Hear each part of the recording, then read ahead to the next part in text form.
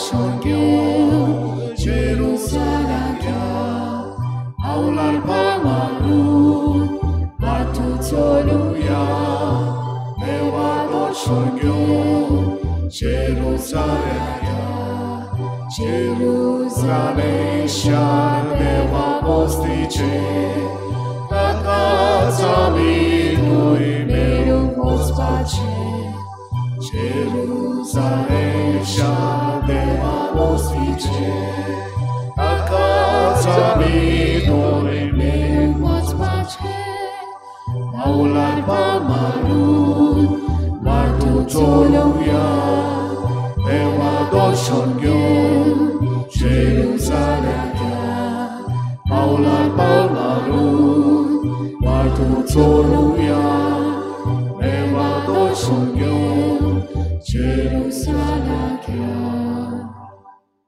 सगळ्यांक तुमकां देव बरो दिसत्यो तुमकां देवान जेजू तुमकां करपा आनी मागीर मोगाचो येवकार तुमकां आयचे मिसाचे भेटेन आयचे मिसाचे भेटेन सगळी आमची मागणी इल्लोसो वेळूक इसरावन आमी देवा मुखार दवरुया आयची मिसाची मांडावळ करता सेंट ट्रेजा ऑफ कोलकाता समुदाय देव स्वाग्रान दर एका गोरब्याचेर देवाचो आशिर्वाद पडूंक मागुया तशेंच आयज जेन्ना आमी निती आनी शांती खातीर हो आयतार भेटयता तेन्ना आमच्या देसान नीत आनी शांती वसूंक मागुया जे वेगवेगळे तरेचे अनितीचे अनितीच्यो वस्तू ज्यो आमच्या भारतांत घडटात आनी संवसारभर घडटात त्यो सगळ्यो देवाच्या हातांत घालून आमकां नीत आनी शांती फावो कर म्हूण मागुया बापाचे आनी पुताचे आनी पवित्र आत्म्याचे नांवी आमेन. आमच्या सोम्या जेजू क्रिस्ताची कृपा बापाचो मोग आनी पवित्र आत्म्याचो एकवट तुमचे सवे आसूं तुमचे सवे आसूं.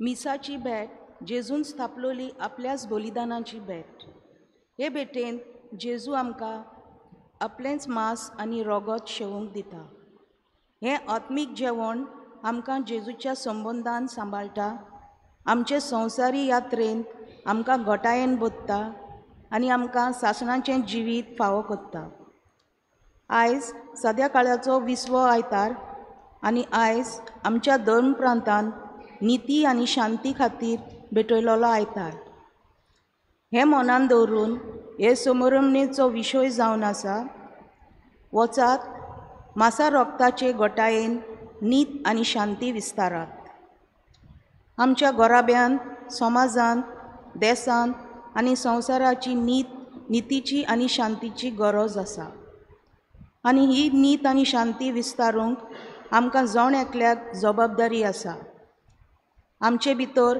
असलो हुस्को घाल म्हूण तशेंच आमचो संवसार नितीचो आनी शांतीचो जावंक ह्या मिसाच्या बलिदानान मागुया वचात मासा रोगताचे घोटायेन नीत आनी शांती विस्तारात भाव भयणीनो जेजूची पाटलावदारां आमी आनी नीत आनी शांती विस्तारपाचें आमचें काम आमी जेजूची पाटलावदारां कशें केलां काय ओ घडी आमी आवय बापूय कशीं ओ आमी भुरगीं कशीं ओ आमी ह्या देशाची नागरिकां कशीं निती आनी शांती वाटेन आमी चुकल्या असल्या सगळ्या आमच्या चुकींचे मिसाचे सुरवातेक देवा लागीं बोगसणे मागुया सोम्या जेजू मिसाचे भेटेन हांव क्रिस्त प्रसाद शेवता तेन्ना तुजें मांस आनी रोगत शेवता म्हूण आनी तूं म्हजे भितर रीग घेता म्हूण हांव अणभवूंक चुकलां सोम्या काकुतकोर सोम्या काकुटकर.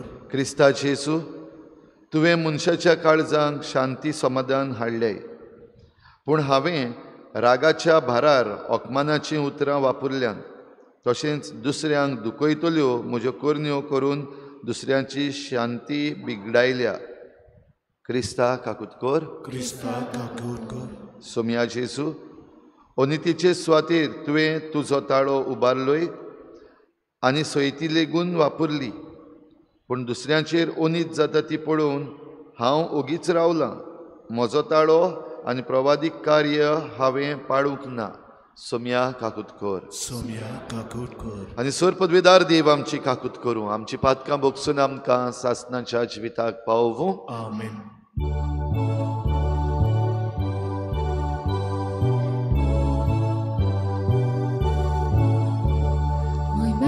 देवा उत्सर्गी आणि शांती ताच्या इष्टात संसारी सोपेस पोरा देवा सोरीच्या रया सोबत वेदार देवा बापा आम्ही तुका नमस्कार करतो आम्ही तुका दिनाचा तुझ्या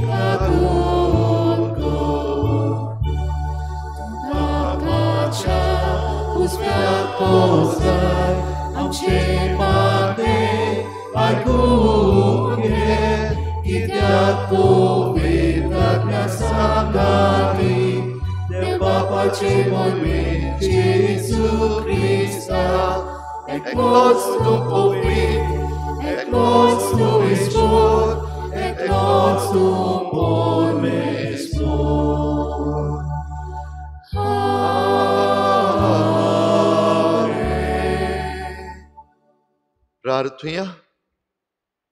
देवा आमच्या मोगाळ बापा, तुजो मोग करतल्यांक दिसो नासलोली वर्ती देणी तुवें तयार केल्याय. सर्व वस्तूंनी आनी सर्व वस्तू परस अदीक आमी तुजो मोग करच्याक आमची काळजां तुज्या मोगान पेटय आनी हे परी आमचे आशे वर्ती तुवें बासायलोली देणी आमकां फावो जावं. हे आमी मागतां आमच्या सोम्या तुज्या पुता जेजू क्रिस्ता वरवीं. तो खरो देव तुजे सवें पवित्र आत्म्याच्या एकपणान जियेता आनी राजवट चलयता देवा सासणाच्या सासना. Amen.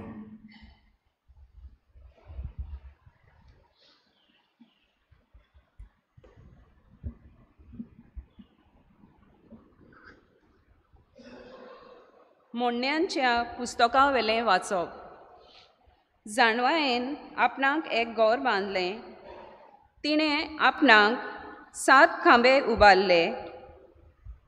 आपल्या मोनजातीक मारल्यो. आपलो सोरो तयार केलो आनी आपलें मेज घालें.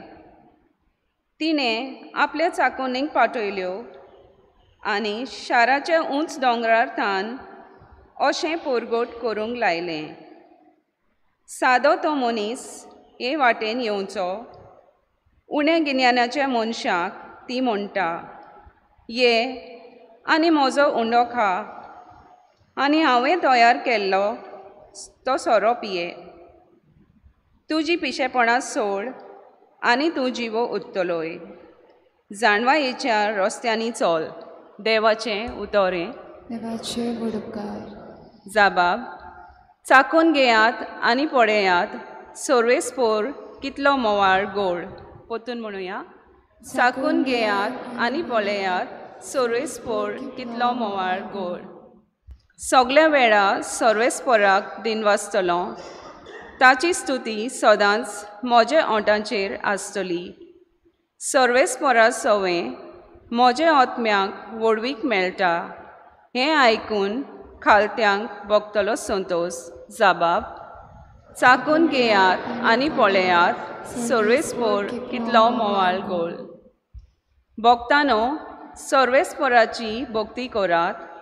ताची भोक्ती करतल्यांक कांयच उणें ना. तोन्या शिवांक पर्यान उपास तापास काडचो पडटा. पूण सोर्वेस्पोराची वाट पळोवन आसात तांकां बरें कांयच उणें जावचें ना. जाबाब. चाकून घेयात आनी पळयात सोर्वेस्पोर कितलो मोवाळ गोड. येयात भुरग्यानो, म्हजें आयकात. सर्वेस्पराची भोक्ती तुमकां शिकयता. तुमचे मदलो कोण जिवाक लोबदला? लांब आवक आनी सूख भोगूंक कोण आशेता? जबाब: चाकून घेयात आनी पळयात, सर्वेस्पर कितलो मोवाळ गोळ. खोटेपण पयस कर, तुजी जीब दामून दवर. तुज्या तोंडार कसलेंच फोटकिरें उतर आसूं नये. वायट तें सोड, बरें तें कर. शांती सोदून तिच्या पावलांनी चल. जबाब: चाकून घेयात आनी पळयात, सर्वेस्पर कितलो मोवाळ गोळ.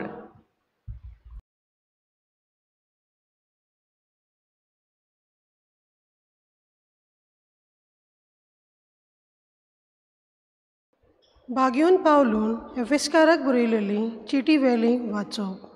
भावा भयणीनो, तुमी कशी जियेतात तें मेहनत घेवन पळयात आनी नेणारा पोरी न्हय पूण शाण्या भाशेन जियेयात. काळाचो फायदो काडात, कित्याक हे दीस वायट. अचतूर जावं नाकात, पूण सुमयाक जाय तेंच सोदून काडात. सोरो पिवन बेबदिकाय करूं नाकात, कित्याक हें खरेंच कामचारी जिवीत. पवित्र आत्म्यान भरलेलीं जायात. तुमच्या जमातींनी स्तोत्रां, गितां आनी भोक्ती गायनां गायात आनी तुमच्या काळजांनी गितां गायनांनी सोम्याक वाखाणीत रावात. आमच्या सोम्या जेजू क्रिस्ताच्या नांवान देवाक आमच्या बापाक सदांच आनी सगळे सुवातेर आर्गां दियात. देवाचें उतर हें. देवाचे वडकार. Hallelujah, hallelujah, hallelujah, hallelujah, hallelujah, hallelujah.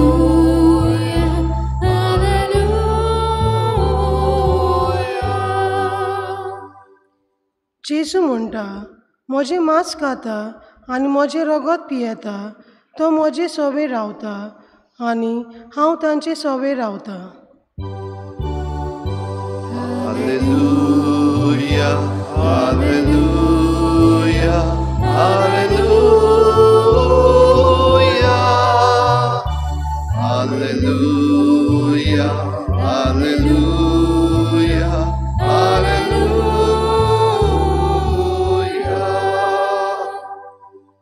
सर्वेस्पर तुमचे सोबे आसूं. तुमचे सोबे आसूं. जुवावा परमणी जेजू क्रिस्ताचे शुभ वर्तमान. महिमा तुका सोम्या. जेजून उरपंजीक म्हळें, हांव स्वर्गांतावन देंवलोलो जिवो उंडो. हो उंडो खाता तो सासणांक जिवो आसतलो आनी संवसाराक जिवीत मेळच्याक हांव उंडो दितलो तो म्हजेंच मांस. तेन्ना जुदेवा मदें वाद विवाद जालो. तीं एकामेकाक म्हणूंक लागलीं, आरे हो आनीक आमकां आपलें मांस खावंक कसो दितलो रे. देखून जेजून तांकां म्हणलें, हांव तुमकां सत सांगतां, तुमी मनशाच्या पुताचें मांस खेल्या बगर आनी ताचें रगत पियेल्या शिवाय तुमचे सोबें जिवीत आसचें ना.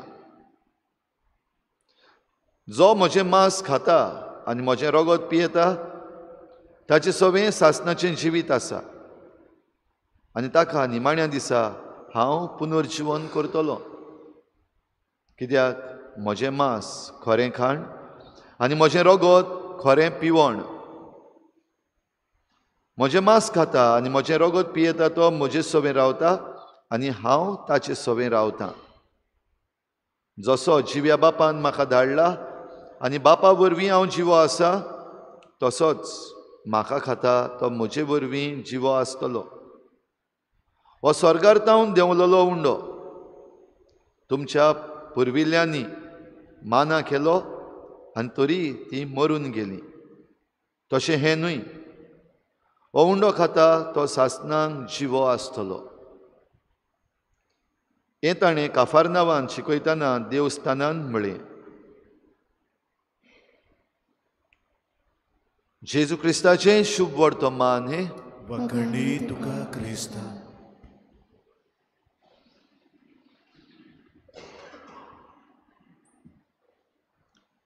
भाव भयणीनो, आयचें पयलें वाचप मुन्याच्या पुस्तकांतलें. आनी मुन्नेच्या पुस्तकांत जाणवाये विशीं ही आयज शिकोण. आनी जाणवायेक एके अस्तोरेक सर केल्या. आनी ज्यो वस्तू जाणवायेन हो ही अस्तोरी कशी तिणें केल्यो त्यो चडश्यो दादले करतात. 7 खांब्याचें घर बांदप चडशे आमी म्हणटले दादले बांदतात. मास करप, सोरो करप हे चडशे दादले करतात. मातशें जड काम, अवघड काम. पूण मुन्याचें पुस्तक आमकां खेरीत भाशेन दाखोवन दिता की दादल्या मदें आनी बायले मदें हो फरक करूंक जायना. आनी जाणवाय एक अस्तोरी कशी हें सगलें काम जें आमच्या मना प्रमाणें फकत दादले करतात तें ही अस्तोरी करता. आनी तितलेंच न्हय, ताचे मुखार ती मेज मांडटा, मेजाचेर जेवण तयार करता. आनी हें सगलें तयार केल्या उपरांत जे कोण उणे गिन्यानाचे आसात तांकां आमंत्रण दिता. येयात, म्हज्या जेवणान वांटो घेयात, ही जाणवाय घेयात. म्हणजे ही अस्तोरी आपणाची जाणवाय आसा, आपणाचें हें उदारपण दाखयता. जांचे लागीं उणें गिन्यान आहा, जांकां समजना, जांचें मन जें कितें बरें आनी कितें वायट ताचे मदें विचून काडूंक नको, तांकां आमंत्रण दिता. यो, म्हज्या जेवणार बस आनी ही जाणवाय घे. भाव भयणीनो, ह्या दिसांनी आमचो देश रागान पेटलेलो आसा. हो आमचे देशवासी रागान पेटलेले आसा. तुमकां राग आहा? तुमकां कसलो तरी राग आहा आमच्या देशान? आयज भारत माता, भारत देशान कसलो राग? कोणाचो राग? कित्याक राग? कितें वायट दिसलां तुमकां? कोलकाता डॉक्टर, यंग डॉक्टर, तिचे सवें जें घडलां आनी जें वायट चल्लेलें आसा, आनी आयज पासून जे कोण कल्प्रिट्स आसात तांकां धरून नितीक लावंक ना.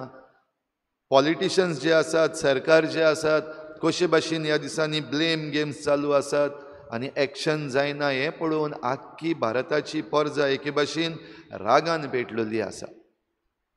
दोतोर जे मरिजांची सेवा करतात, जे कोण मरपाचे आसात तांकां सांबाळटात, राखतात, तांकां जिवीत दितात, तांकां आयज आपल्या जिविता पासत रस्त्यार येवचें पडलेलें आसा. स्लोगन भायर सरलेलो आसा, नो सेफ्टी नो ड्युटी.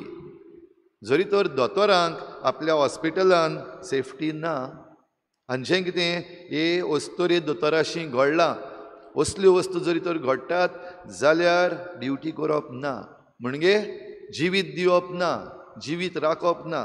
दिसाच्या दिसाक हे आमचे दोतोर, जावं बायलो दोतोर ओ दादले दोतोर, कितल्या जाणांचो जीव वाचयतात आनी आपली ड्युटी करतात. आनी जरी तर ह्या कारणाक लागून नो सेफ्टी देखून नो ड्युटी जाल्यार चिंतात कितल्या जाणांचो जीव दिसाच्या दिसाक वेतलो, कितलीं हॉस्पिटलां आसात. आनी तांकां करचें पडलें कित्याक? आमी करिना, आमचें प्रशासन आसा तें करिना, आमचें सरकार करिना, जांच्या हातान पदवी दिल्ली आसा. आमची ज्युडिशरी फावो तितले उपाय घेना, आमचे पुलीस जें कितें वावर करूंक जाय आपणाचो तें करिनात सेफ्टी दिवपाची. भाव भयणीनो, असल्या संदर्भांत आयज आनिकूय जायते भाशेचे पोस्टर्स भायर सरपाक लागलेले आसात. जो आमचो देशाचो स्लोगन बेटी पढाओ बेटी बचाओ, आयकला तुमी हो? तुमी तुमच्यो बेटी आहा तांकां पढाव केल्यात, बचाव केल्यात तांकां? हेचोच दुसरो कसो आयला, बेटी पडी पर बची नहीं. ह्या दोतोराक सर करून बेटी पडी पर बची नहीं. तातूंत भितर आनीक कोणें आनीक मातसो येयलो असो बदल हाडलो, बेटा पढाओ बेटी बचाओ. कित्याक आयज आमच्या दादल्यांक आनी आमच्या चेड्यांक मातूय अक्कल ना. सगल्यांक न्हू, बडे थोडे जायत, पूण आयज आमच्या चेड्याक शिकयला सारको जायत्यो जाण धुवो आवय बापायक हो प्रश्न विचारता, चेड्याक शिकयला, तुज्या चेड्याक शिकय म्हाका मान दिवपाक, तेन्ना हांव सुरक्षीत उरतलें. Teach your son and I will be safe. आयचीं चेडवां म्हणटात. भाव भयणीनो, जें कितें ह्या दोतोराशी घडलें आनी ह्यो डिटेल्स जरी तर आमी वाचल्यो आयकल्यो जाल्यार आंगाक शिरशिरो फुट्टा, राग येता. जे कोणें हें केलां तांकां खर शिक्षा दिवचीशी दिसता. आनी घडये हें दिसूंक आमी घडये वायट न्हू वो आमचें चुकीचें न्हू. कित्याक हें असलें जायत आसा. आयची एक दिसाची खबर न्हू, हाच्याहून पयलीं असल्यो वस्तू घडल्यात. आमच्या देशान आमी निर्भया, निर्भया 1, निर्भया 2 आनी आतां आनीक आमच्या गोंयांत आमी आयकलां सिद्धी नायक आनी तशेंच दुसरीं आनीक जी आमच्या दर्याचे वेळेचेर मारून विंगडी करून उडयल्लीं. थोडोसो वेळ आमी बोवाळ मारली जस्टीस. आयज निती आनी शांती खातीर भेटयल्लो आयतार भावा भयणीनो. आनी आयजूय सगल्या इगर्जांनी सेरमांव जातले. आयजूय आमी घडये प्रोटेस्ट काडटले. आमचे गोंयचे एक्टिविस्ट आनीक एक कॉलेज धेंपे कॉलेज पणजेची आसा तांणी एक प्रोटेस्ट काडलो आझाद मैदानाचेर. प्रोटेस्ट जाले, रॅली जाल्यो, सेरमांव जाले, विडियोज जाले, मिम्स जाले, पोस्टर जाले, स्लोगन्स जाले. मागीर आमकां आनीक थोडो तेंप रावचें पडटलें काय आनीक एक असलोच प्रोटेस्ट येवपाक, आनीक एक कॅन्डल लायट पेटोवपाक, आनीक एका चेडवाक, आनीक एका दोतोराक वो आनीक एके अस्तरेचेर असलेच अत्याचार जायत रावपाक पडटले. आमचें मन, आमचें तोंड उक्तें करूंक पळयल्यार दिसता अशेंच. आमी आयज बोवाळ मारतलीं, फाल्यां ओगी रावतलीं, कांयच करचें ना.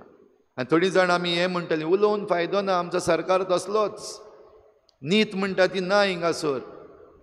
थोडे जाण देशाचेरूय आड उलोवपाक लागतले. ह्या देशांत नाच नीत.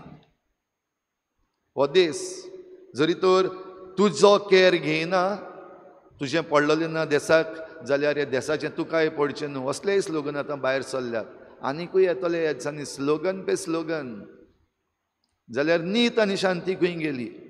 हें सगळें जाता आसतना शांती बिगडावंक कितें केल्लें आसा ह्या कोलकाताच्या हॉस्पिटलांत तें आमी पळयलां. प्रशासनान कशे भाशेन आख्खी गेम केल्ली आसा हें आमकां दिश्टी पडलां. जायते ओपिनियन येतात. भाव भयणीनो, ह्या निती शांती खातीर भेटयल्ल्या आयतारा दिसाक हें सगळें आमकां कित्याक? कोलकत्ता जालां आमकां कित्याक? दिल्ली जालां आमकां कित्याक? रोखडेंच आमचे मदले थोडे जाणांक हेंय म्हणूंक बरें दिसता, नॅक्स्ट इज गोवा. मणिपूर कितें जालें आमी म्हणलें नॅक्स्ट इज गोवा. वायनाड लँडस्लायड जाल्यो आमी म्हणलें नॅक्स्ट इज गोवा. कोलकाता ही केस जाली, आतां जायतीं जाणां म्हणटात नॅक्स्ट इज गोवा. ह्या पासत आमची GMC आनी आमचीं हॉस्पिटलां आसात तांकां जाग्यार दवरपाक जाय, CCTV कॅमेरा घालपाक जाय, कायदो दुरुस्त करपाक जाय. ओय घडये सारकें. पूण भाव भयणीनो, हातूंतल्यान नीत आनी शांती मेळ्ळी आमकां. आनी ह्या पासत ही वस्तोरी आयच्या पयल्या वाचपांतली जाणवाय आपयता. यो उण्या गिन्यानाचे मनीस आहात तुमी, येयात, बसात ह्या जेवणाक आनी समजून घेयात.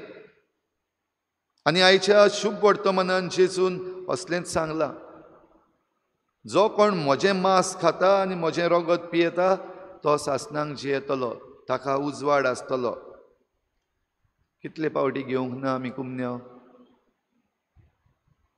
कितले पावटी आमी मिसाक येवन जेजूक आमचे भितर घेवन आमी पत्तून वचूंक ना घरा, आनी घरा गेल्या उपरांत पत्तून ओनितीची मनशां आमी कितले पावटी जावंक ना? जोण एकलो आमी आमकांच हो प्रश्न भावा भयणीनो आयज करूंक जाय. ओनीत कोणा सवें? घडये आमच्याच घरच्या सवें, आमच्या घरांत आसलेल्या चेडवां बायलां सवें, आमच्या घरांत आसलेल्या आवय बापाय सवें, आमच्या घरांत आसलेल्या भाव भयणां सवें. कितलीं जाणां आयज ही ओनीत करूंक पावनात होच जेजू घेतल्या उपरांत? जाल्यार जेजूचीं उतरां कशे भाशेन सारकीं जातलीं? हें कितें जेजून म्हणलां तें कितें? म्हजें मांस खाता आनी म्हजें रगत पियेता ताका सासणाचें जिवीत मेळटा, हांव ताचे सवें जियेतां. कशे भाशेन आमकां तें जिविताक पावयता?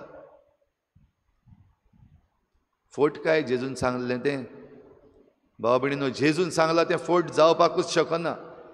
पूण जें कितें जेजून सांगलां तितूंतलें जरी तर आमी थोडेंच घेवन आमच्या जिवितांत घातलां जाल्यार ती आमकां फोट, वो आमी जें स्वत आसलेलें तें फोट केलां. म्हणूंक सोदता तें हें जेजून सांगलां, म्हजें मांस खाता आनी म्हजें रगत पियेता ताचें सवें उजवाड आसतलो, जिवीत आसतलें. पूण आमची दोतोन आमकां शिकयता, जेजूक घेवंक जरी तर तूं हिंगा मुखार येतलो जाल्यार तुजें काळीज साफ आसपाक गरज, पातकांतलो तूं मेकळो आसूंक गरज. कितलीं जाणां आमी कुमसार जावन येवन कुमन्यांव घेता, कितलीं जाणां आमी पातकांतूच आसून कोणाक खबर नासतना येवन जीब भायर काडून कुमन्यांव घेता, आमच्या हाताचेर कुमन्यांव घेता, मात पासून आमकां लॉज आनी भिरांत दिसनासतना. भाव भयणीनो, जेजू म्हणटा तें वय, जो कोण ही सगली तयारी करून म्हाका घेता, म्हजें मांस खाता, रगत पियेता, ताचें सवें. हें कितें जेजून म्हणलां तें तांकांच लागता, सगल्यांक लागना. बेश्टोच येयलो, हात हालयत आनी जीब भायर काडून कुमन्यांव घेतलो, ताका लागना. पूण जो कोण ही आपली तयारी सारकी करता जेजूक घेवपाक, वय आयज हांव मिसाक आयलां आनी म्हाका मिसाक कुमन्यांव घेवपाक मेळटा, कित्याक हांव पातकांतलो मेकळो आसा, हांवें म्हजें ओतोसपण निवळ केलां, हांवें म्हज्या पातकांची दूख धरल्या, बोगसणें मागलां, देखून म्हज्यान कुमन्यांव घेवपाक जाता. दुसरी बाजू, आमी हिपोक्रिट्स चड जाणां, हांवूय बीन आनी तुमकांय म्हणटा, आमकां दाखोवपाक नाका आमचें वायट जें कितें आहा तें, आमकां सगल्यांक दाखोवपाक जाय हांव बरो.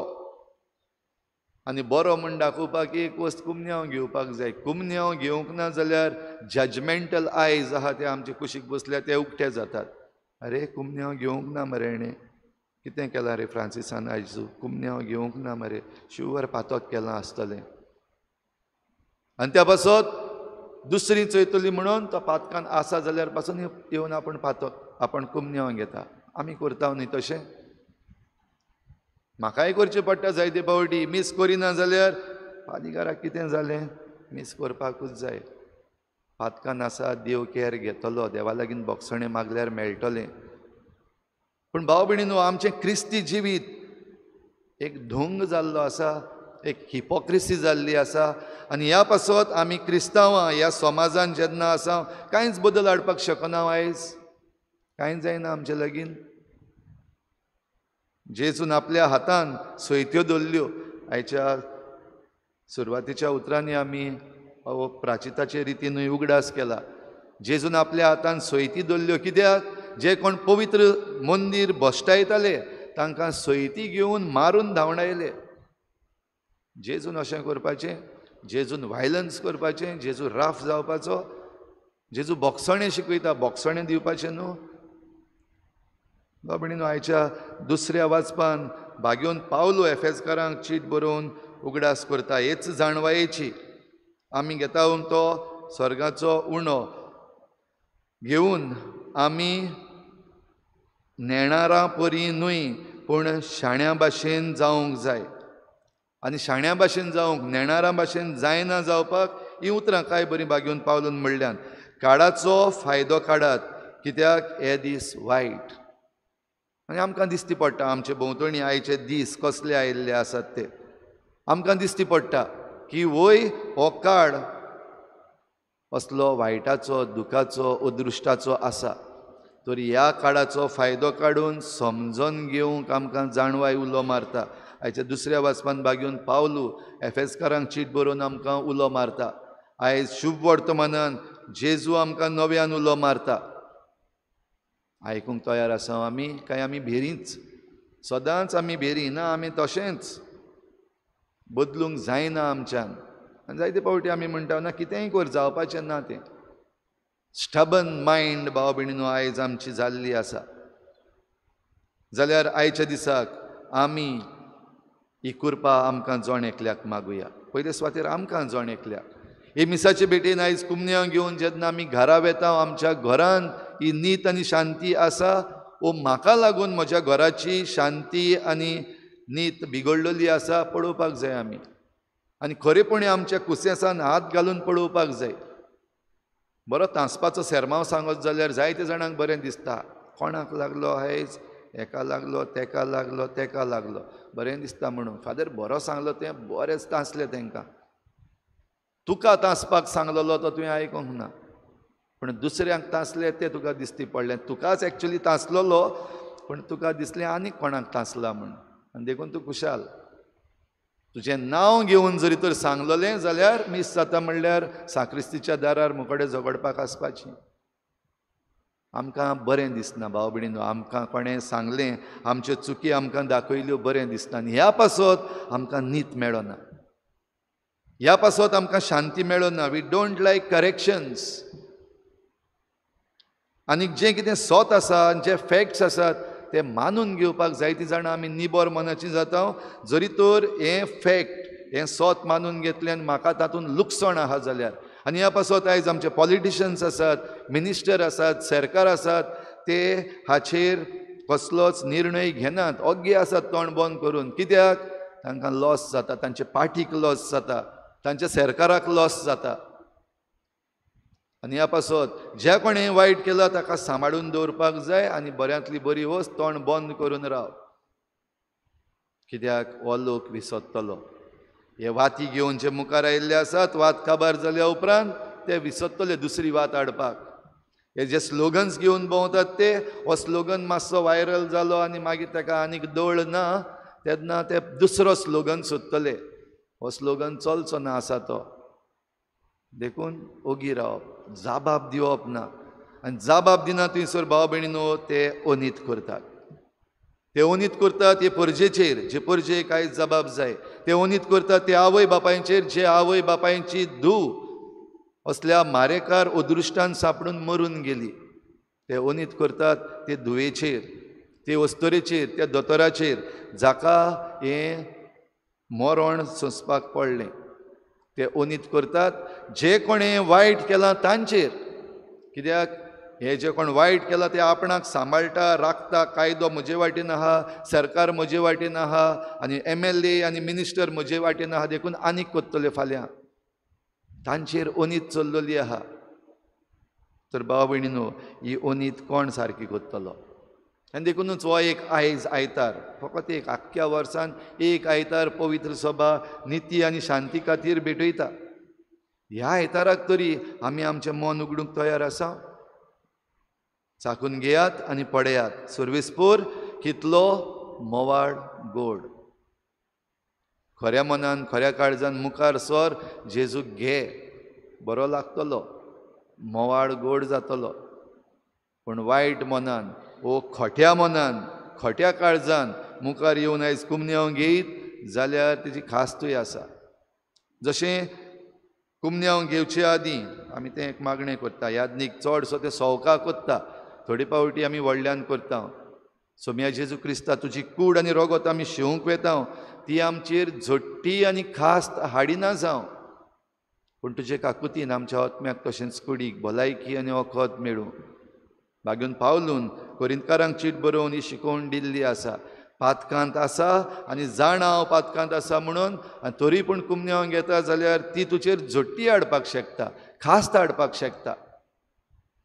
देव मोग, देव काकलूत आनी देव बोक्षिता तसलो वय, पूण देव बोक्षिता थंयसर नीतूय आसा, जस्टीस आसा.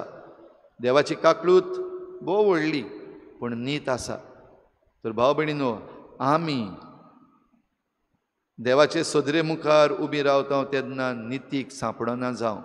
आतां आमच्या जिवितान जेन्ना जेजून आमकां दिल्लें आसा, म्हजें मांस खायात, म्हजें रगत पियात, म्हजें मांस खरें खाण, म्हजें रगत खरें पिवण, हें घेता तेन्ना तें घेवपाक आमचें जिवीत जें जाग्यार आसपाक जाय, क्रिस्ती जिवीत जें वेवस्थीत आसपाक जाय, तें ते भाशेन सांबाळया. आनी जे कोण चूक करतात तांकां निटायेर हाडूंक ज्यो ज्यो वस्तू आमी करपाक जाय, थोडे पावटी कडक कायदे काडपाक जाय, थोडे पावटी डिटरंट्स घालपाक जाय, असल्यांक सांगात दिवया. आनी जे कोण चुकलेले आसात आनी आपली चूक मानून घेतात, बदलपाक सोदतात, तांकां बदलोवंक आमी सयेक दिवया. आनी अशें करता तेन्ना होच जेजू जाका आमी घेता, तो आमच्या जण एकल्याच्या जिवितान मोवाळ गोड जातलो. चाखून घेयात आनी पळयात, सर्वेस्पोर कितलो मोवाळ गोड.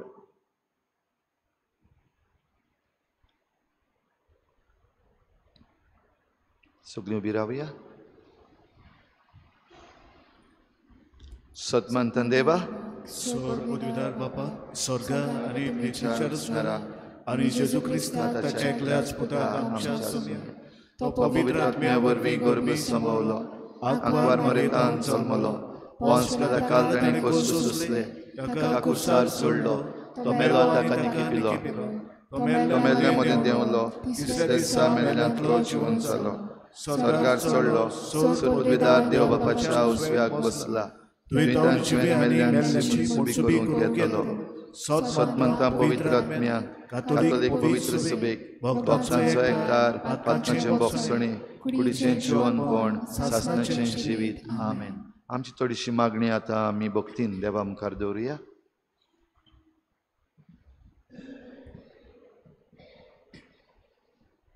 आमच्या धर्मीक फुडाऱ्यांनी जेजू सोवें आपलो संबंद आनी एकवट तीर सांबाळून नीत आनी शांती खातीर फुडारीपण घेवन वावरूंक आनी आपले पोजेक नमुने जावंक तांचे खातीर देवा लागीं मागुया.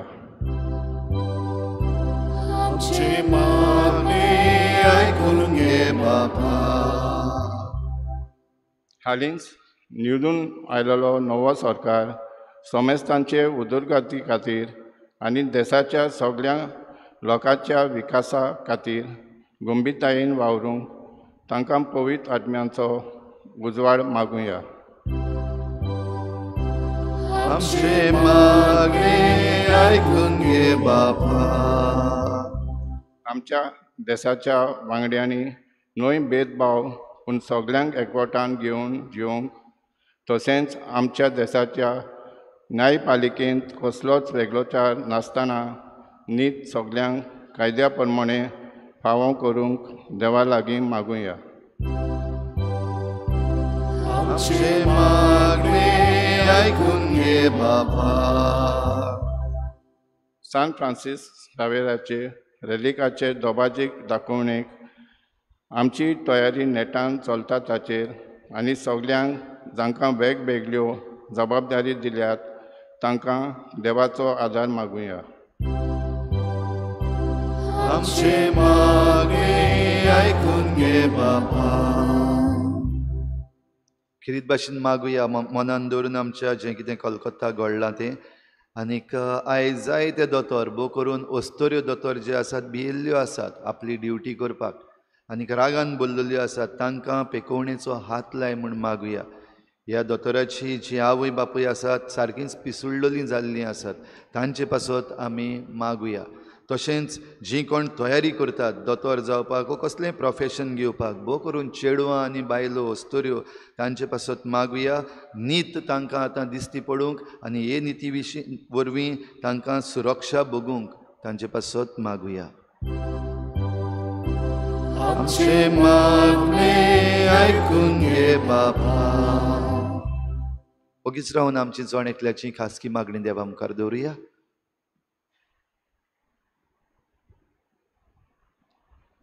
स्वर्गींच्या बापा तुजे मुखार आमी दवरल्या ती मागणी तूं दयेन आयकून घे आनी तुजे शिकोवणेन आनी तुजे मासा रोगताच्या जेवणान वांटो घेवन आमी नितीचीं आनी शांतीचीं मनशां जावंक फावो कर.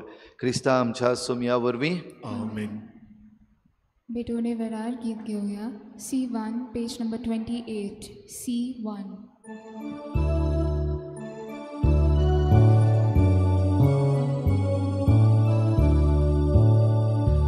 आमचे दोनात उबारून सर्वेस्पराक मेळुया. आमचे दोळे उबारून देवा बोलुया. आमचे काळीज उबारून देवा काळजाक मेळुया. ताच्या मोगासाक वचून आमचो मोग ओलुया. दोया तुज्याच बऱ्यापणान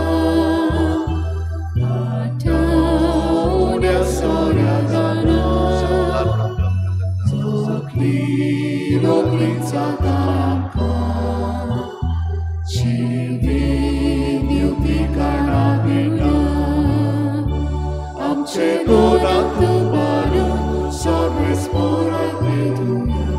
आमचे दोळे उबारून देवा बोलुया. आमचे काळजात मेळुया ताच्या मोगा सारको जाव आमचो मोग होवया. म्हज्या भाव भयणीनो, म्हज्यान तुमचें बलिदान सर्पद्वेदार देवा बापाक मानता तसलें जावं म्हूण मागात. हे तुमच्या हातांतलें बलिदान आपल्या मानक आनी मोहिमेक आमच्या नाक्ये पवित्र विचारदाबाक सर्वेस्पर मानून घेवं. प्रितीच्या बापा, आमचें हें बलिदान मानून घे. तातूंत तुजे आनी आमचे मदें जिवाचो आनी मोगाचो संबंद वाडत वेता. तुवें दिलाय तें तुका भेटोवन आमी तुकाच भोगूंक निर्मी. क्रिस्ता आमच्या सुमया वरवीं. आमेन. सर्वेस्पर तुमचे सोवें आसूं. तुमचे सोवें आसूं. आमची काळजां भरुया. आमी ती सर्वेस्पराताय उबारता. सर्वेस्पराक आमच्या देवाक दिनवासूया. अशें आमी करूंक फावो. सर्वेस्परा पवित्र बापा, सर्पद्वेदार आनी सासनाच्या देवा, सर्व काळी आनी सर्व ताय जेजू क्रिस्ता आमच्या सुमया वरवीं आमी तुका दिनवासूंक फावो. हो कायदो नितीचो आनी आमच्या फायद्याचो. पातकी मनशाची दया करून ताणें आंकवार मारयेतावन जल्म घेतलो. खुर्साचें मरण सोसून सासनाच्या मरणांतलीं आमकां सोडयलीं आनी मरणांतलो पुनर्जीवन जावन सासनाचें जिवीत आमकां दिलें. देखून आतां देवदूतां बराबर आनी सर्गीच्या सर्व दलबारां सांगाती तुजे मोहिमेचें किर्तन आमी निरंतरी गायता.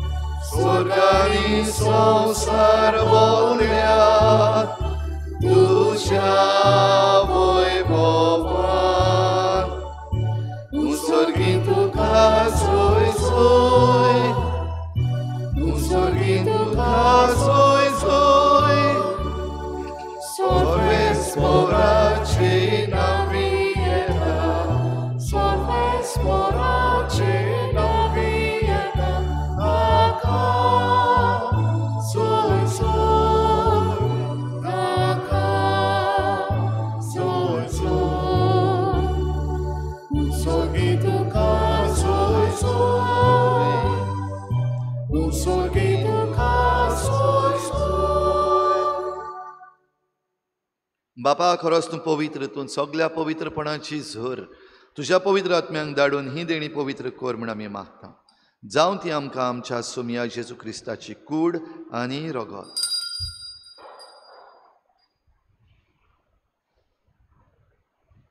आपलेच कुशेन कोश्ट मरण सोसूंक वेचे आदीं ताणें उंडो घेतलो.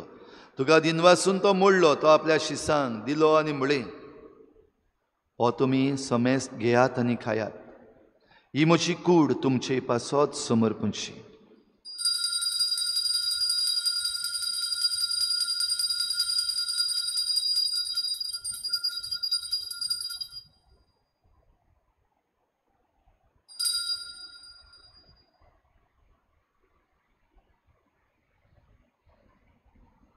तेच परी जेवण जातच ताणें काल्स घेतली. तुका नव्यान दिन वाचलो. ती आपल्या शिसांक दिली आनी म्हळें, तुमी समेस्त घेयात आनी हातलें पियेयात. ही म्हज्या रोगताची काल्स, नव्या आनी सासनीक कराराचें हें रगत. पातकांचें बोगसणें मेळच्याक तुमचे पासत आनी समेस्त मनशां पासत तें वारवतलें. हें म्हज्या उगडासाक करात.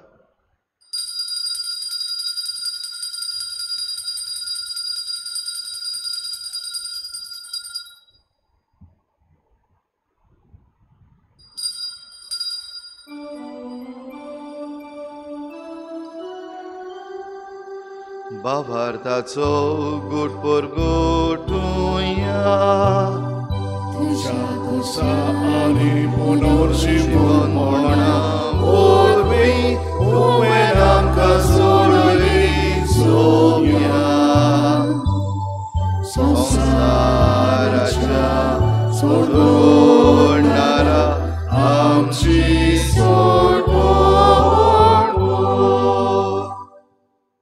बापा, जेजूच्या मरणाचो आनी पुनर्जीवनपणाचो आमी भक्तीपणी उगडास करता. आनी हो जिविताचो उंडो आनी सोडवणीची काल्स तुका समर्पिता. तुजे मुखार येवंक आनी तुजी सेवा करूंक आमकां फावो केलें देखून आमी तुका दिनवासता. आनी जेजूची कूड आनी रगत शेवतले आमा समेस्तांक पवित्र आत्म्या वरवीं एकठांय कर म्हूण आमी नम्रतायेन मागता. सर्वेस्परा आख्खे प्रितुमेचेर विस्तारलेले तुजे पवित्र सोबेचो उगडास कर. आनी फ्रांसीस आमच्या बागयोन बापा, फिलिप नेरी आमच्या गवळी बापा आनी सगल्या याज्ञिकी वर्गा बरोबर तिका प्रिती मोगांत वाडय. पुनर्जीवनपणाचो बरवस धरून मेल्यात त्या सगल्या आमच्या बाबा भयणांची काकूत कर. तांकां तुजे इश्टागोतीन मेल्ल्या समेस्तांक तुजें परजोडीत मुखामळ पळोवंक फावो कर. आमा समेस्तांची हे भेटेक आयज आजीर जाल्ल्या सगल्या तुज्या भुरग्यांची दया कर म्हूण आमी मागता. आंकवार मरे देवाची माई सांगाती तिच्या पोती बागयोन जुजे, बागयोन धर्मदता, बागयोन जुजे वाज आनी बागयोन फ्रांसीस शावियर आनी सर्व काडी तुका मानवल्यात त्या सगल्या भक्तां बरोबर सासणाच्या सुखांत आमकां वांटो दी. तांचे सांगाता तुजी महिमा गावूंक आमकां फावो कर. जेजू क्रिस्ता तुज्या पुता वरवीं.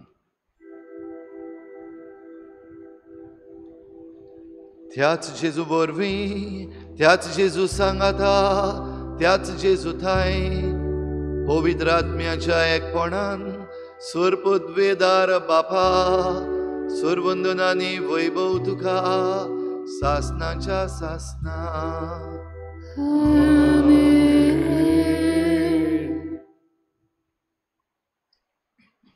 ओनीत आमचे भोंवतणी वेगवेगळे तरेन चालूच आसा. ओनीत आमचे भोंवतणी चालूच आसतली. तर असल्या वेळार हांव कितें करतां वो हांव कितें करतलों? म्हजें तोंड धांपून, म्हजे दोळे धांपून ओग्गी रावतलो काय म्हजो क्रिस्ती भावार्थ म्हाका शिकयता ते भाशेन म्हजो प्रवादीक ताळो उबारतलो. आनी जे कोण ओनितीक सांपडलेले आसात तांकां नीत मेळोवपाक म्हज्यान जाता तितले धाकटेशे वो थोडेशे तरी प्रयत्न करतलो. ह्या प्रश्नांक जाबाब तुज्या मनांतूच दी. आनी ह्या आमच्या निर्णयाक सांगात दिवंक जेजून शिकयल्ल्या प्रार्थनांतल्यान बापाक उलो मारुया. आमच्या बापा सर्गीच्या तुजें नांव पवित्र जावं, तुजें राज आमकां येवं, तुजी खुशी स्वर्गार जाता तशी संवसारांत जावं. आमचो दिसपट्टो गिराज आमकां दी आनी आमी आमचे चुकलेल्यांक बक्षिता तशी आमची पातकां बगोस आनी आमकां ताळणेक पडूंक दिवं नाका पूण वायटांतली आमकां निवार. सर्वेस्परा सुर वायटांतली आमकां निवार. दया करून ह्या जिवितांत सवस्काय आमकां दी. सर्गीच्या सुखाक आनी आमच्या सोडवणारा जेजू क्रिस्ताच्या येण्याक आमी बरवाशान वतरेकता. तर आमकां तुजे उदार काकलुतीन सर्व पातकांतली सुठय आनी सर्व आकांतांतली वाटाय. कित्याक राजवटकी पदवी आनी महिमा तुजी सासणाच्या सासना. सुमया जेजू क्रिस्ता तुवें तुज्या धर्मदुतांक म्हळें तुमकां शांती दवरता, म्हजी शांती तुमकां दिता. आमच्या पातकांचेर न्हय पूण तुजे पवित्र सभेच्या बाबार्ताचेर दिश्ट घाल आनी तुजे कुशे प्रमाणे तिका शांती दी आनी तूंच तिका एकवटान सांबाळ. जो जियेताय आनी राजवट चलयताय सासणाच्या सासना. आमेन. सुमयाची शांती सदां घाल. तुमचे सवे आसूं. तुमचे सवे आसूं. एकामेकाक मोगान शांती दिवया.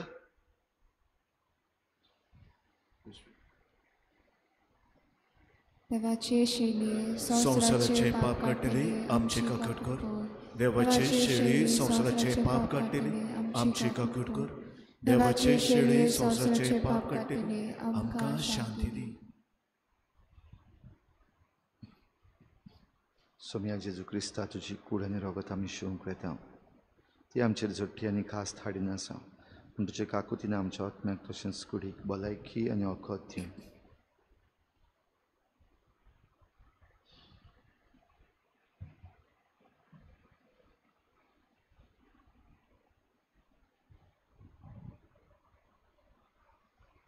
ही देवाची शेळी संवसाराचें पाप काडटा ती. शेळीच्या जेवणाक आपयल्यांत ती आमी सगळीं सुभागी. सोम्या तुवें म्हज्या भितर येवचें म्हाका फावना पूण तुज्या एकाच उतरान म्हाका भलायकी मेळटली.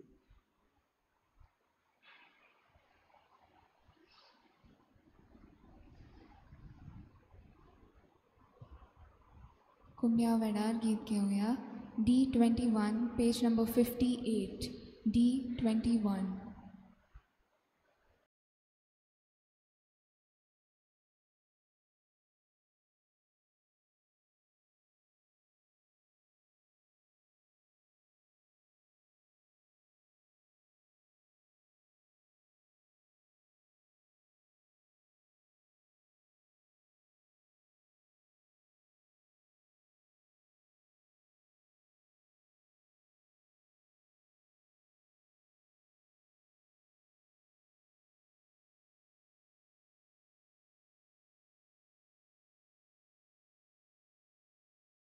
आत्मिक कुमयाव खातीर मागणे मोगाळा जेजू मोगाळा जेजू तूं भोव पवित्र तूं संस्कारांत भोव पवित्र संस्कारांत हाजीर आसाय म्हूण हाजीर आसाय हांव म्हूण सत मानता हांव सत मानता सगळ्या वस्तूंत हांव सगळ्या वस्तूंत हांव तुजो मोग करता तुजो मोग करता आनी हांव तुका म्हज्या आत्म्यान घेवंक म्हज्या आत्म्यांत घेवंक आशेता हे घडयेक एक घडयेक तुका हांव संस्कारांत घेवंक शकना म्हणटच आत्मीक वाटेन तरी म्हज्या काळजांनी तूं म्हज्या काळजांत आसा म्हूण समजूं हांव तुका वेंगयता आनी आक्कोच तुका एकवडटा तुजे कडसून केदींच वेगळो जावं म्हाका दिवं नाका आमेन.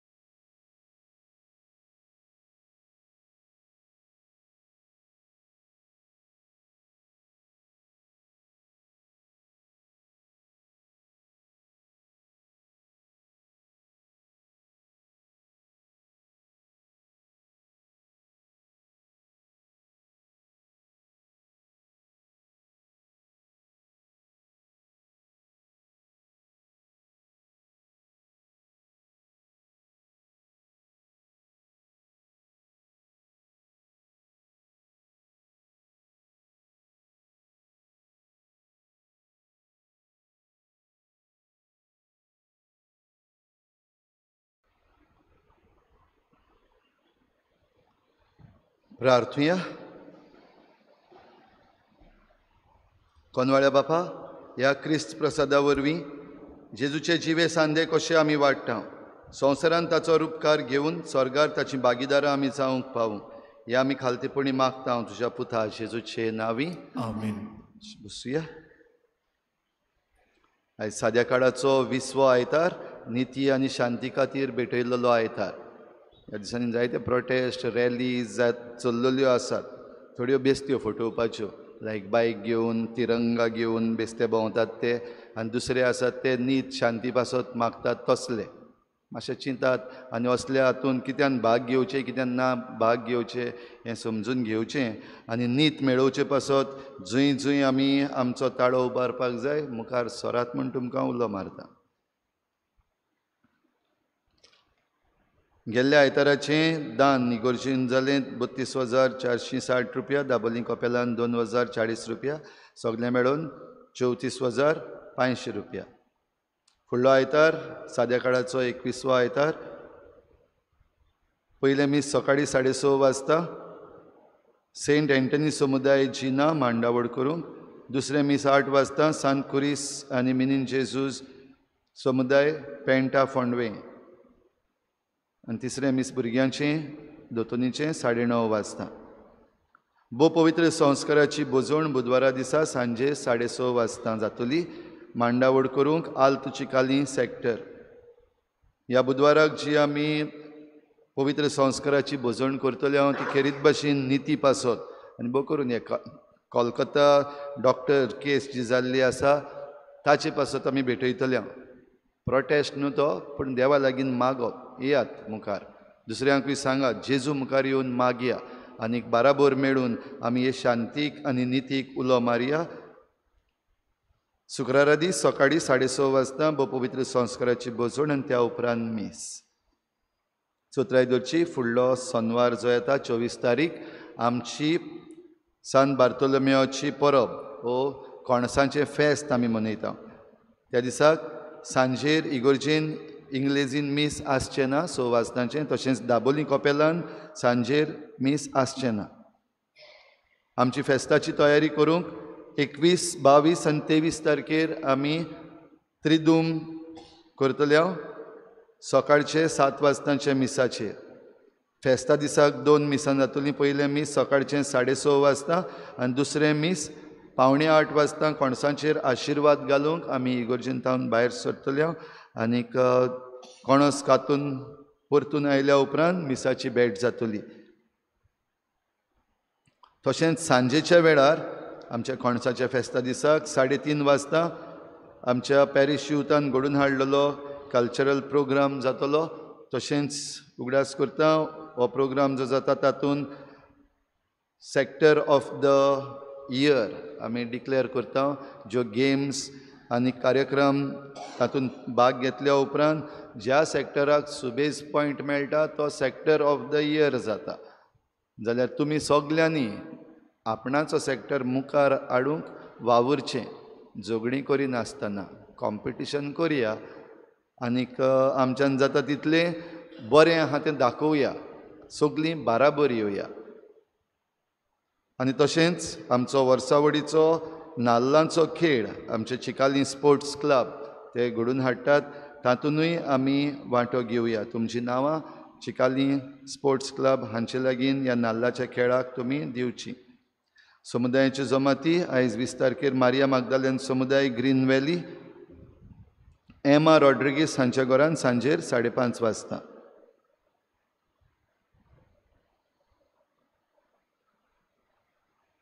पंचवीस तारखेर ऑगस्टाची सांत आगोस्तीन समुदाय टेलिफोन एक्सचेंज नीता फेर्नांडीस हांच्या घरान सांजेर 5 वाजता. इगोर्जेक आपली देणगी दिला एका बऱ्या देखणारान 3,000 रुपया आनी दुसऱ्या आनीक एका बऱ्या देखणारान 40,000 रुपया. गूड सॅमरिटन फंड एका बऱ्या देखणारान दिल्यात 2,000 आनीक एकल्या बऱ्या देखणारान दिल्यात 5,000. तुमच्या उदारपणाचेर हांव खेरीत आशिर्वाद मागतां. देवान तुमच्या उदारपणाचेर आशिर्वाद घालूं. कोमदाद ऑफ चिकोलना कळोवंक लायता. Comunidad of Chikolna is hereby convened for an extraordinary general body meeting at 10 a.m. on 25th August in the parish hall adjacent to the Comunidad office of Chikali. असो अजेंडा नोटीस बोर्डार घातलेलो आसा, तो तुमी पळोवचे.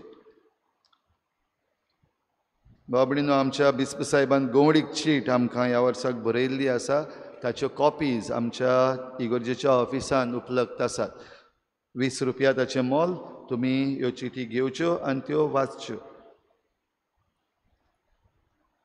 15 ऑगस्टाचे कलेक्शन जालें 19,170 रुपया. हें कलेक्शन सगळें दामावाच्या मिसावा पासत वेतोलें. मिस जाल्या उपरांत तरणाट्यांची जमात जातली. आयज समुदायाची जमात जाता 18 सांत कुर्साची समुदाय आनी मिनीन जेजूस समुदाय पेंटा फोंडवे मॅथ्यू रॉड्रिगीस हांच्या घरांत सांजेर 5:30 वाजता. बाबडीनो शिमितेरी विशीं एक चोत्राय. आमची कोणूय मेलीं जाल्यार आमकां बुजवण दिवपाक जायतीं जाणां येतात आनी येता आसतना जायतीं जाणां फुलां हाडटात, बुके हाडटात. आमच्या फिरगोज गवडीक सभेन आमी हो निर्णय घेतला आयज तावन इगोर्जी आमच्या सिमितेरीन प्लास्टीक भितर वेचिना. म्हणजे जायते जाण बुके घेवन येतात आनी ताका प्लास्टीक रॅपर आसता. हे प्लास्टीक रॅपर बीन थिंगाच फोंडाचेर दवरून वयतात. तर आयज तावन प्लास्टीक टोटल बॅन. कोणेंच प्लास्टिकाच्यो वस्तू आसलेले बुके हाडचे न्हू आनी हाडल्या जाल्यार परतून व्हरचे. ते भितर सरपाक मेळचे ना. तशेंच आमी जे डेकोरेशन करतात तातूंत थर्मोकॉल तशेंच प्लास्टिकाच्यो वस्तू ज्यो थिंगाच दवरतात ते वापरूंक जायना. जरी तर कोणूय असल्यो गरजेच्यो वस्तू आहा तुमकां डेकोरेशन करपाक मीस जालें वो मागणें जालें येता आसतना ती घरा घेवन वयची. कित्याक म्हयन्याचें मीस वर्साचें मीस जालें बरीशीं डेकोरेशनां करतात तुमी तुमच्या मेल्ल्या पासत. बरी वस्तू ती बरी गजाल. पूण त्या उपरांत ताची कोणूच खबर करिना. सगलो इगोर आमचे सिमितेरीन कचरो जाता. तशेंच फोंड नेटयता आसतना एक चोत्राय धरची. फुलां घालून नेटोवप एकदम बरें पूण फुलां घालून नेटयता आसतना ते पिसडून घालचें न्हू. कित्याक तुमी जर ते पिसडून घातलें जाल्यार मागीर त्यो पांकळ्यो आहा त्यो सगल्याच्या फोंडाचेर भोंवतात खबर घेवपाक. तूं जिवो आसा काय मेला म्हूण विचारपाक भोंवतात सगल्याक वाऱ्याचेर. तांकां तसो एक दिवचो न्हू. ह्या पासत फुलां पिसडून कोणेंच फोंडाचेर घालची न्हू. आख्खीं फुलां घालात जाय जाल्यार तुमकां आनी बरे भशेन डेकोरेट करात तुमचें फोंड. प्रॉब्लम ना. पूण ज्यो वस्तू सिमतर मेळी करतली वो त्या उपरांत तुमी ताची खबर पासून करपाना. तुमी जाणात असल्यो वस्तू मातशे सिमितेरीन करच्यो न्हू. सिमितेरीन तुमी कितेंय डेकोरेशन केलां आनी तें मागीर काडूंक जाय भायर उडोवपाक जाय. सिमितेरीचे आमची वॉल आसा कंपाउंड वॉल ताचेर तावन वयर तावन सकयल उडयता तांकां पनिशमेंट पडटलो. हें करपाक जायना. आनी हें करप टोटली अनसिविलायज्ड. आमी सिविलायज्ड मनशां तर सिविलायज्ड कशी आमी वावरुया. वो थंयसर भायर आमच्या धाकटेशे गार्डनाक जागो दवरलेलो आसा थंयसरूय हाडून उडोवपाक जायना. हिंगा सकयल आमची डस्टबीन आसात. ती डस्टबीन थिंगा शिमतेरी कडेन हाडून दवर म्हूण मागनाकात. इल्लोसो त्रास घेयात आनी तुमकां खरें तें काडपाक जाय. तुमी तर वापरलां जाल्यार इल्लीशी जबाबदारी घेवन आमचें डस्टबिना थिंगा येवन तुमी तें घालचें. हाचे विशीं मातशें चतराय धरची. आनी हें सगळें कोण सांगतलो आमकां कोत्ता काय आमी ना तें कोण पळयतलो. फ्रांसिसाक सतायनाकात. साकिस्तांवाचें काम तें न्हू. जायतीं जाणां तुमी सगळें साकिस्तांवाचेर घालतात मागीर. तो पेदो न्हू तो साकिस्तांव. ह्या पासत तुमकां पळोवपाक कोण ना. थंयसर कॅमेरा आहा जाय जाल्यार म्हज्यान मागीर रिवायंड करून सगळें पळोवपाक जाता. पूण हें करपाक वेळ ना आमचे लागीं. सारकीच गरज जाल्यार तें मागीर रिवायंड करून पळोवपाक मेळटा. आहा सिमतेर आमच्या कॅमेराचेर आहा. पूण मातशें रिस्पॉन्सिबल जावया. कोण पळयतलो म्हूण न्हू. तुमकां पळयतलो फकत देव आहा तितलोच पुरो. देवाचो कॅमेरा सगळ्यान व्हडलो आनी पावरफूल कॅमेरा. त्या कॅमेराक मातशें भियेयात आनी जें डिसिप्लीन आमी सांबाळपाक जाय आमचे सिमितेरीन तें बरे भाशेन सांबाळून आमचे जे मेल्लीं भाव भयणां आसात आमची पुर्वजां आहात तांकां रेस्पेद मान दिवया. सगळीं उबी रावया. सर्वेस्पोर तुमचे सवे आसूं. तुमचे सवे आसूं. सुर पदवेदार देव बाप आनी पूत आनी पवित्र आत्मा तुमचेर आशिर्वाद घालूं. आमेन. वचून यात जेजूची शांतीन आनी मोगान तुमकां धाडटा. देवाचे व्हड उपकार. शेवटाक गीत घेवया. F7 second verse page number 88. F7 second verse. निमणें गीत गावच्या आदीं आमी जेन्ना रेलिकेची दाखोवण जाता तुमच्या मदल्या कोणाकूय वाचपाची खुशी आसा ओल्ड गोवा तुमची नांवां आयज पासून आयज लास्ट डे तुमी तुमचें नांव आमच्या इगोर्जेच्या ऑफिसान दिवचें. कोणाकूय वाचपाक करपाक जाय जाल्यार ओल्ड गोवा तुमचीं नांवां हिंगा दिवचीं. आमच्या इगोर्जेच्या ऑफिसान तावन तुमचीं नांवां मागीर ओल्ड गोवा वयतलीं आनी ज्या कोणाक तुमकां दीस मांडलेलो आहा त्या दिसाक तुमकां फोनाचेर तीं सांगतलीं.